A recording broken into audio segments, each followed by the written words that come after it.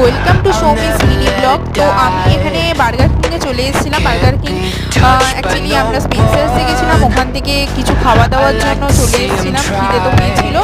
তো এখানে আমরা যেহেতু ব্রেকফাস্ট করবো, তো সামান্য কিছু স্ন্যাক্স আইটেম আর একটা বার্গার নিয়েছিলাম, আর নিয়েছিল একটা জিঞ্জার অ্যান্ড মশালা টি, আর আমি নিয়েছিলাম একটা মোজ।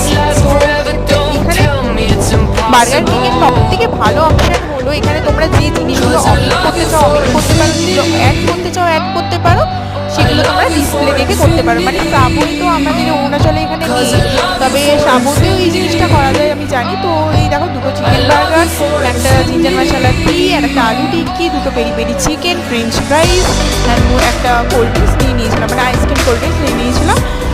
তো চলো এখানে এই ব্লগটা শেষ করছি। ভালো লাগলে একটা লাইক সাবস্ক্রাইব করে দিও। Thank you.